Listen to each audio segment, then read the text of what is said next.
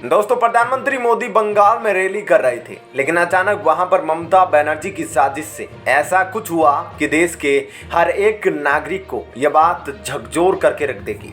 दरअसल जब मोदी भाषण दे रहे थे तब अचानक स्टेज की ओर भारी भीड़ उनके समीप आने लगी। उसके बाद पीएम मोदी ने क्या कुछ कहा, सबसे पहले तो आप इस क्लिप में देखिए।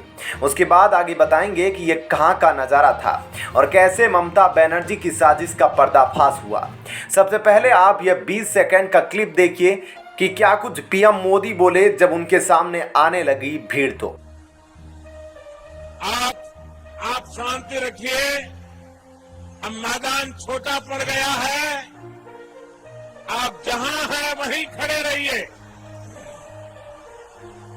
मैं आपके प्यार के लिए, आपके उत्साह और उमंग के लिए। तो दोस्तों, आपने सुना ना किस तरह से प्रधानमंत्री मोदी की सूझबूझ ने अपनी जान बचाई, लेकिन ममता बनर्जी पर भी तेजी से सीबीआई और ईडी का एक्शन शुरू होता है और अभी तक बहुत सारे मंत्रियों को सीबीआई ने दबोचा भी है, मतलब पकड़ दिया है और अब ममता बनर्जी पर भी गाज गिरने लगी है। दोस्तों, क्या कुछ है और पीएम मोदी ममता बनर्जी पर कितना एक्शन ले सकते हैं, यह तो आपको बताएंगे आगे, लेकिन सबसे पहले इस सभा यानी कि इस भीड़ के बारे में आपको बताते हैं। दोस्तों, जैसा कि आप जानते हैं कि पश्चिमी बंगाल में सबसे ज्यादा सीटें ममता बनर्जी की है। ऐसे में इलेक्शन के दौरान बीजेपी, कांग्रेस और दूसरी पार्टियों को काफी कम ही सीटें मिलती है। लेकिन दोस्तों, जैसा कि आपने देखा कि पीएम मोदी पश्चिमी बंगाल में भाषण देने पहुंचे थे और वहां रैली स्थल पर भीड़ बेकाबू हो गई थी। ऐसे में आप देख सकते हैं कि पीएम मोदी ने कैसे सूझबूझ से अपनी जान बचाई और साथ ही पश्चिमी बंगाल के लोगों पर अपनी छाप भी छोड़ दी। लेकिन मोदी की जो अपील थी उसे पश्चिमी बंगाल की जनता ने समझा या नहीं, यह तो आगे आने वाला समय ही बताएगा।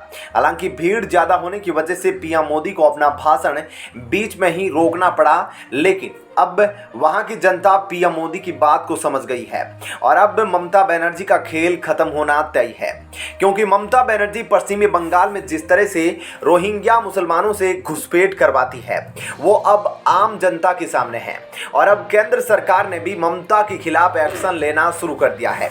ऐसे में अब आगे जाके यह मुश्किल है कि पश्चिमी बंगाल की जनता फिर से इलेक्शन में ममता बनर्जी का सपोर्ट करे।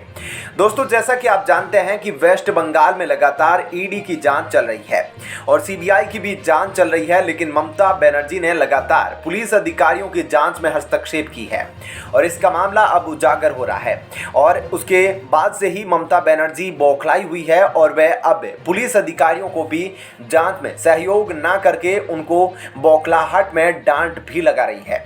लेकिन सबसे बड़ी बात तो यह है, और आपको बता दें कि ईडी और सीबीआई जो सेंटर से बंगाल में जांच, उन्होंने सेंट्रल फोर्स को बुलाना शुरू कर दिया है और इसके लिए उन्होंने सेंट्रल सेक्रेटरी को चिट्ठी भी लिखी है वहां से, और तुरंत अब सेंट्रल एजेंसी ममता को जवाब देगी।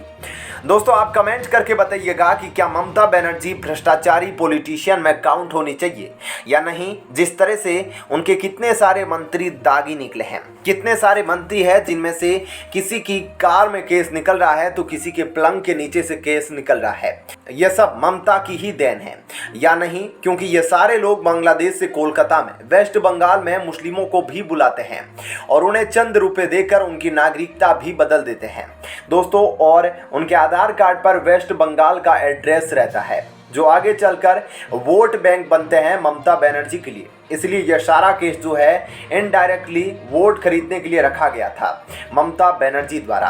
तो दोस्तों, ऐसे में आपकी क्या राय है, आपको क्या लगता है, पश्चिमी बंगाल की जनता पीएम मोदी की बात को समझेगी या फिर वो फिर से आने वाले इलेक्शन में ममता बनर्जी को ही वोट करेगी? इस बारे में आप अपनी राय हमें कमेंट बॉक्स में जरूर बताइएगा। साथ ही वीडियो को ज़्यादा से ज़्यादा लाइक और शेयर जरूर कीजिएगा।